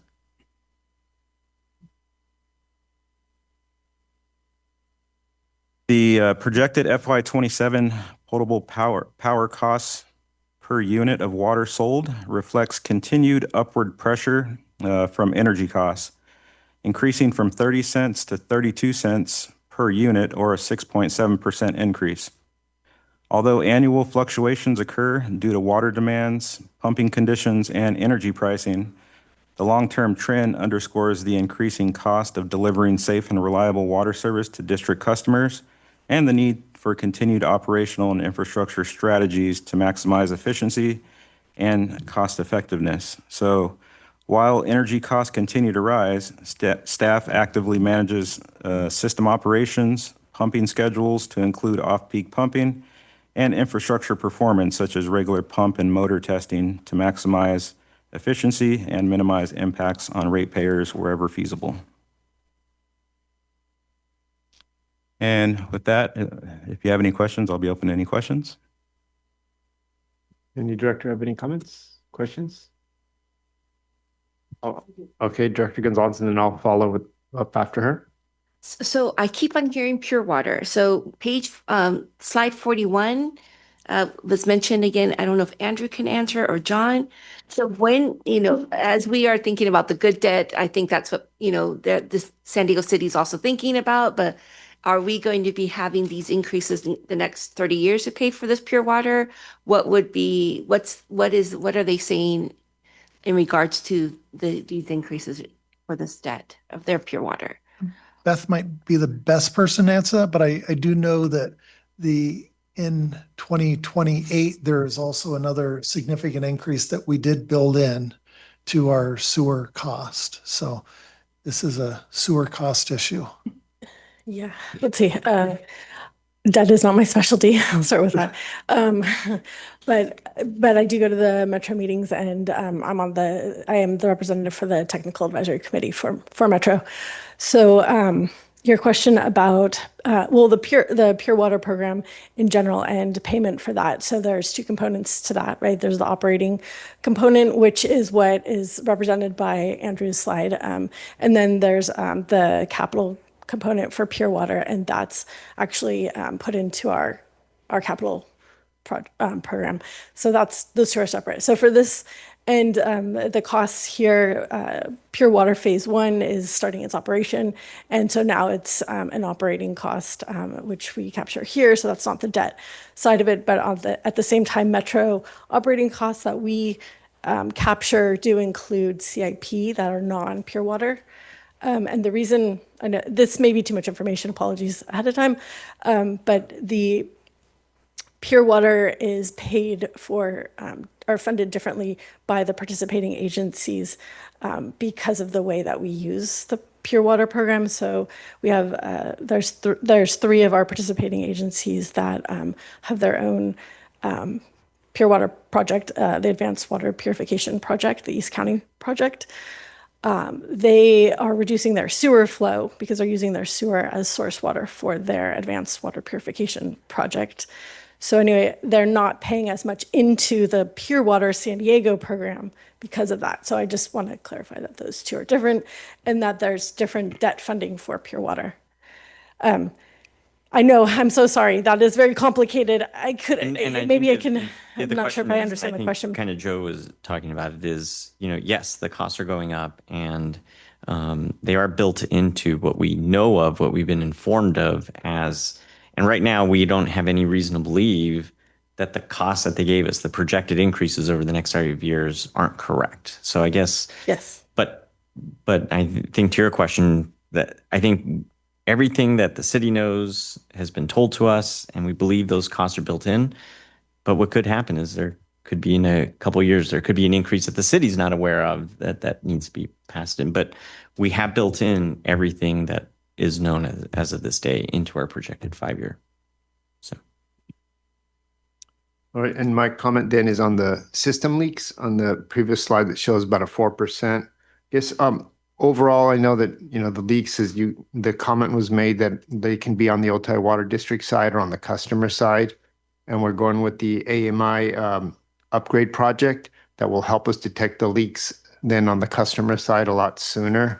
But obviously on the Otay Water District side, our leaks tend to be a lot more larger. And so hopefully we're looking at how we can be notified of those sooner and the steps we can take that helps us sort of stay on top of that to keep our losses at a minimum. Okay, so I'll continue.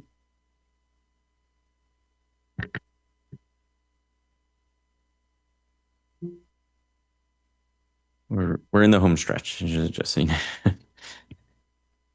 Okay, now we're going to cover some administrative costs. We'll look at a budget summary, the 6-year CIP summary, and then I'll go through what we are requesting again tonight.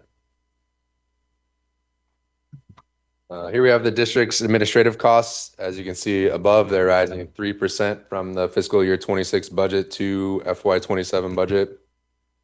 For the decreases up top, the categories are legal expenses. That's related to the Kozair case. They were large for FY26 and they're dropping significantly for FY27. And then we also have our insurance premiums dropping by $487,000 from FY26 to FY27. This is due to a bad year of claims from fiscal year 21 rolling off. Our experience modifier, which affects what we pay for our insurance, is expected to drop in FY27, and this will continue to positively affect our premiums. As you remember, we did bring a lot of our main break repair costs in-house, so we expect to see those insurance premiums maybe not continue to drop like this, but stay relatively level given that insurance costs always rise, but we're paying less. So hopefully that continues to work in our favor. Increases in categories, we have IT, $187,400. This is just additional licenses, new utility billing software, additional AMI charges. Fees going up $149,800. These are permit fees going up, credit card fees going up, election fees. LAFCO contribution was lower this year. That's going up to a normal level next year. So those all lead to those increases. Services going up $124,700. Temporary help for OTI staff, services related to emergency main breaks as well, coming in-house here, and then hydraulic modeling and other programs like that. Training costs going up $83,700. This is training for new hires. This is new leadership development programs. The Center for Organizational Excellence program that we send managers, supervisors, potential candidates to that aligns with our district strategic plan. Travel and conference costs going up 66,500 related to additional staff attending conferences and seminars, and these do vary based on location year to year, so there's variability in that line often. And then general office expense 31,500. Increased postage here due to mandated mailing of notices and other just general office supplies going up. Here we have our budget summary broken out by potable, recycled, and sewer lines, and then the total on the right. This does show our balanced operating budget, and overall, again, we are requesting the board approve an operating budget of $157,735,000 for fiscal year 27, which is a 5% increase over last year's $150 million budget. Just one slide here on the 6-year CIP project summary, and this just breaks out according to funding source. The CIP forecast is $186,889,000. The majority of the costs are in replacement, as you can see here. A few significant projects that you all know of that we're working on in the replacement area. Meter change-out project, that's over $30 million over the life of the project, including $3 million in FY27. We have a lot of major pipelines and reservoir projects in that line as well.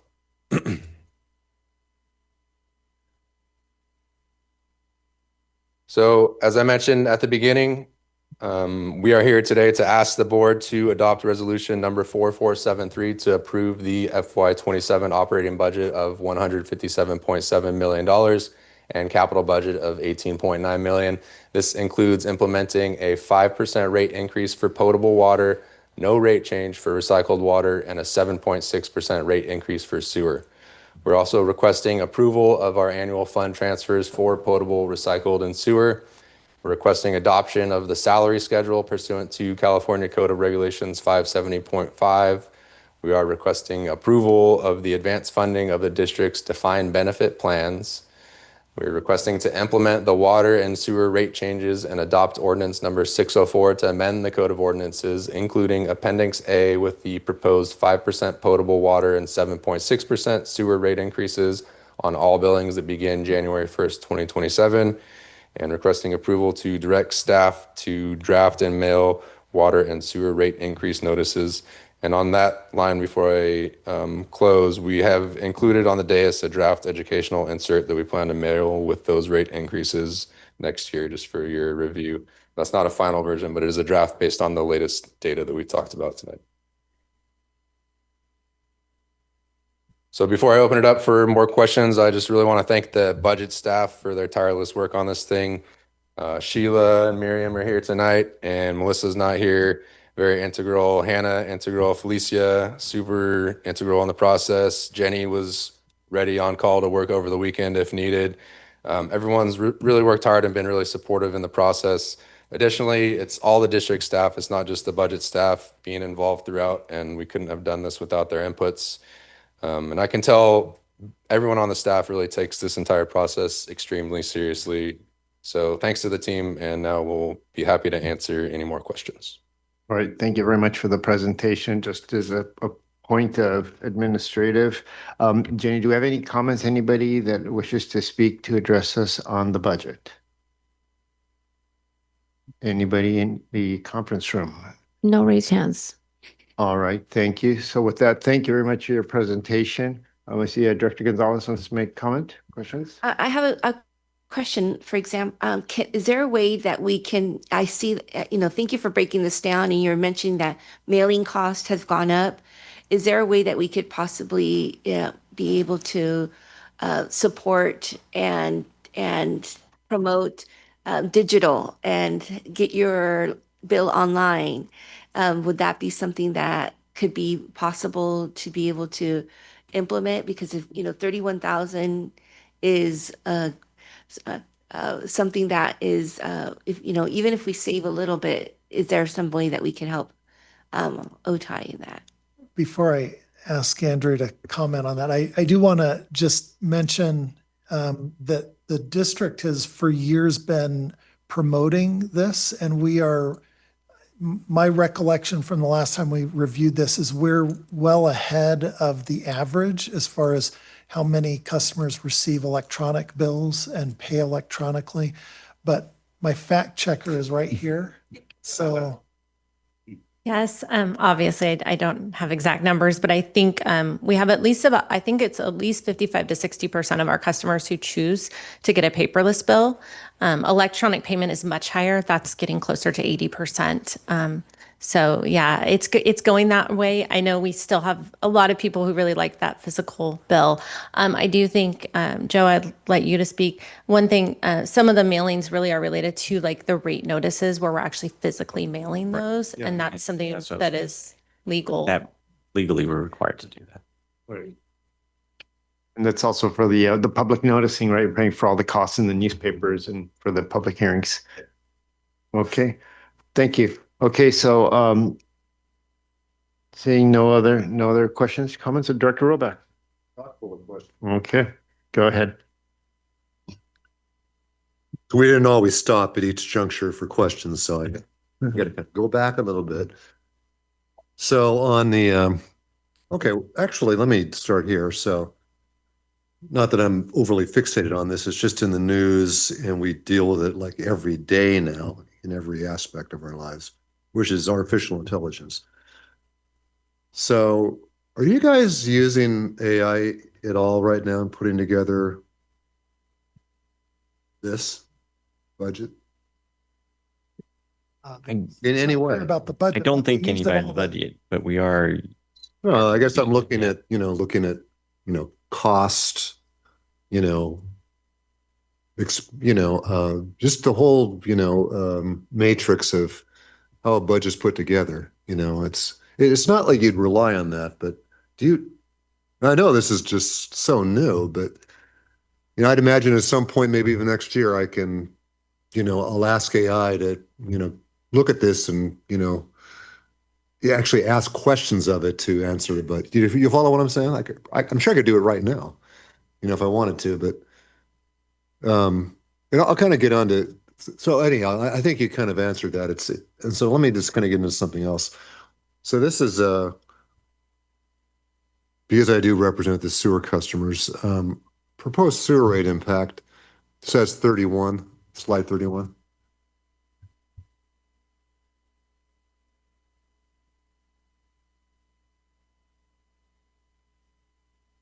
So I know when we talk about, we've done this a long time, so we're metering water. We're not metering, sewer.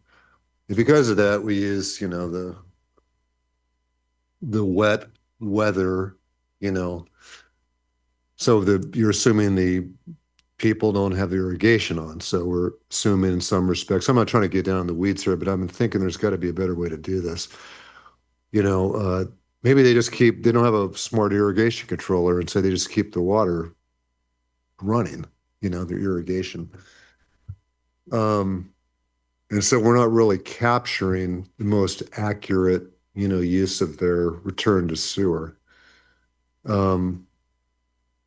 Is there a different way? Is there a different way that the industry is looking at billing?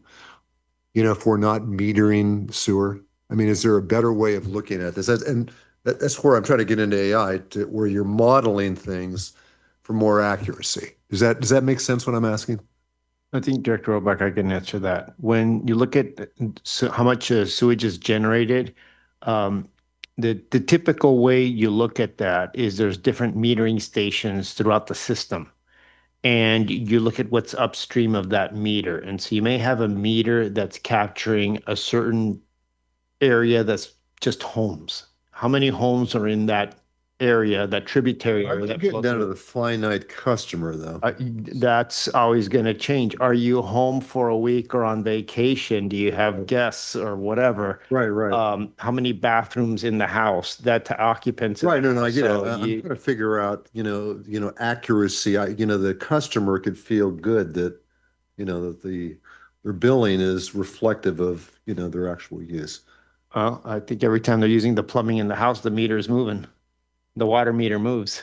It advances. True, So, but also, let's say by irrigation example, they just keep the irrigation running. yeah, and I think that what you end up looking at is like in particular in your district is you may have areas where the homes are on large parcels of land. Correct. And the irrigation point is well taken, then wastewater consultants who have done studies would typically look at the acreage of homes and say, okay, this is typically what we would expect the consumption to be Right. inside the house I get versus it. outside. I So I get think that. that you Right. can always do special studies and look at an area with a lot more scrutiny. Right. But I think overall, the industry that does these types of studies has a good sense of what the average flow is into the sewer system based Right. on the land use and the Right, size. no, I get the traditional way we've Yeah. done it. I totally get that. And I'm just thinking about, just moving forward, if there, again, I don't mean it, it's kind of a little bit off besides the point, so. If we hear of things, we certainly will. Okay, yeah, fair enough, fair enough. I don't mean to get way off track on something like that. Let's see here. So just comment on the FTEs per year, slide 36. Yeah, that's one of the things that, when I talk about in the community about, how efficient OTI is, I think that's a really good thing for, any of us to point to. And I've also I know when we had this presentation on this particular matrix, in the last couple of years anyway, that as I recall, Adolfo presenting that we basically had the most number of employees per FTE of any water district in San Diego. So I think that's a very telling, something to point to in terms of, we're running this like a business. We're running it efficiently, maybe a better way to put it. On the water loss, that would be slide number 42. Andrew, did it go up a full percentage point because of breaks? I mean, it seems like quite a. Yeah, it's a combo of as we systematically go through our system every year, we're moving into different areas, and so we're assessing different parts of our system. And so when we get into parts that are a little older, that's where we're finding more leaks. And then obviously we have main breaks and leaks every year as well. And so that's within the variability, what we would expect So essentially. you could have been just discovering in an older area.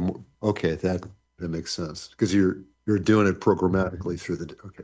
I can add to that number. So there's a little bit of cyclicality here too in the monthly reads where in March, potentially we purchased water, but we hadn't metered it as going out yet.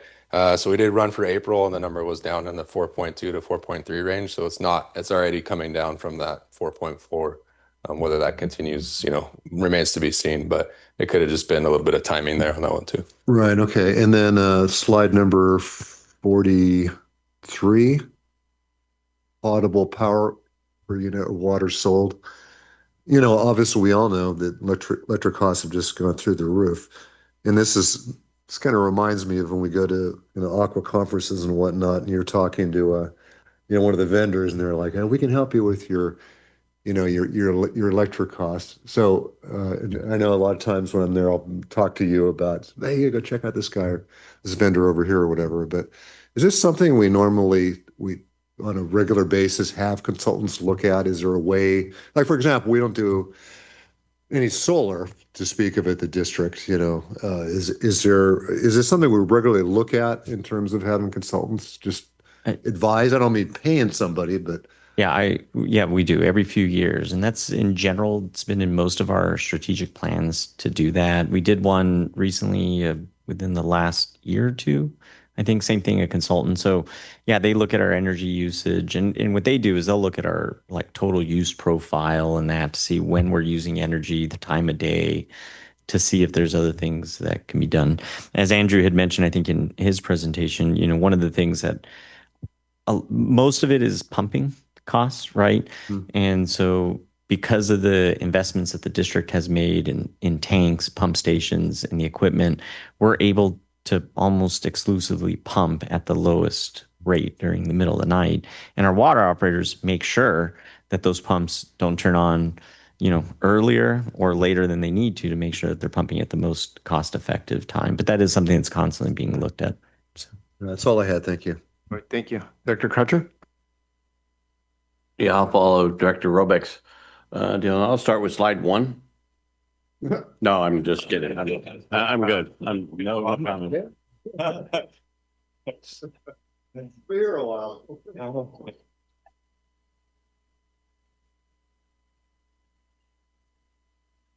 And all right, I'll go to 44. That's the last one. All right, I think 44 is the one we're looking for the recommendation. No? Okay, well, so a point then on the grant that we talked about earlier. 38. Is it good? 48? Okay, so where we talked about the $2 million for the meters. So ultimately that goes through our CIP, and the 2 million that we had budgeted for that, then that'll be funds that we would use elsewhere in our CIP program, correct? That's correct. Okay, so all right, thank you. Okay, so thank you for all the discussion, the presentations, and all the comments that we received on it. What we have before us then is the motion to adopt resolution number 4473 to approve the FY 2026 to 2027 operating capital budget, approve fund transfers for potable, recycled, and sewer, adopt the salary schedule, approve advance funding of the district's defined benefit plans, adopt ordinance number 604, amending Appendix A of the district's Code of Ordinances, implementing water and sewer rate changes effective January 1, 2027, and direct staff to draft and mail water and sewer rate increase notices. So a motion for approval. Motion made by Director Roback. Is there a second? Gonzalez is the second. So roll call vote, please. President Rivera, Approve. Director Roback, Yes. Director Gonzalez, Yes. Director Croucher, Yes. and Director Lopez. Motion passes 5-0. Thank you very much. Thank you all for the presentation and the hard work. We all appreciate it. Thank you very much. So we're good for another year. Bring All out the suit and tie next year then. Yeah. Okay, so now we'll go to item 9, and that's adopt resolution number 4474, approving the sewer annexation of property owned by Jeremy Boone. It's consent calendar. That's consent. Two items. On Okay, consent. 2 items. Let me go back to. Okay, so I've got a motion from second. Croucher, I heard Croucher. Sorry, this here got it. So consent calendars items 9A and 9B. Motion made by Director Roback and seconded by Director Croucher. Roll call vote, please. President Rivera, Approve. Director Roback, Yes. Director Gonzalez, Yes. Director Croucher, Yes. and Director Lopez. Motion passes 5-0. Right, thank you. So we've approved resos number 4474 and reso number 4476. Next informational item, third quarter fiscal year 2026 CIP program report. Kevin Cameron, you may begin when ready. Thank you. All right. Good evening, President Rivera, members of the board. And of course, Director Croucher, great to have you back.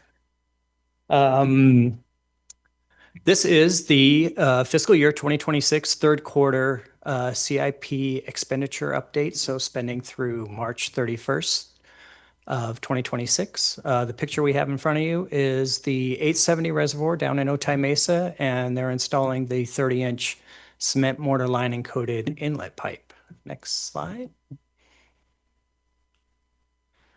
So the CIP budget for fiscal year 2026 consists of 149 projects totaling $19.7 million, and they're separated into the 4 categories of capital facilities, replacement and renewal, capital purchases, and development and reimbursement.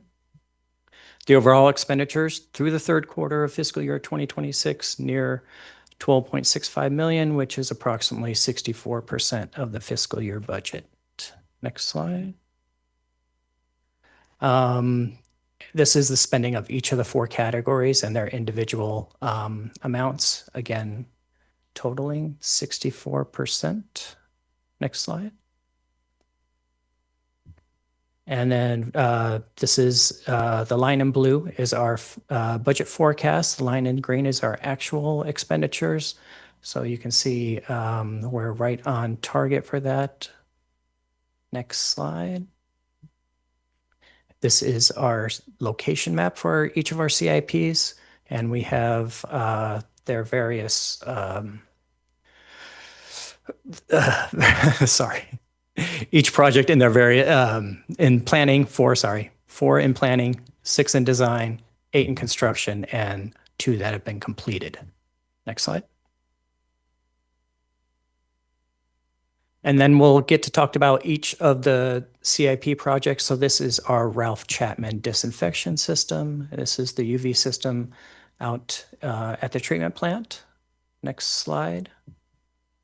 So this is just Trojan doing some testing on the existing UV system. And then on the right side here is our chlorine backup. Next slide. And then the 870-2 reservoir, again, down in Otay Mesa. Next slide. Got a couple more pictures here. So on the left, we have the drain line going through the bottom of the reservoir there.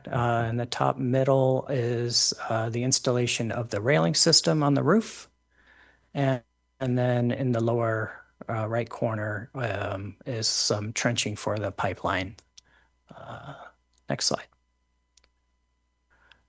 Our 1485-2 reservoir interior and exterior coating. This project was completed January 16th of 2026. So the beginning of the third quarter. Next slide. The 711-1 pump station.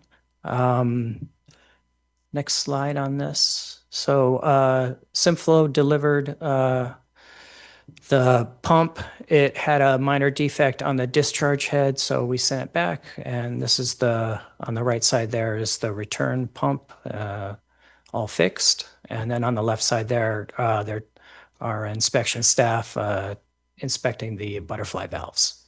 Next slide.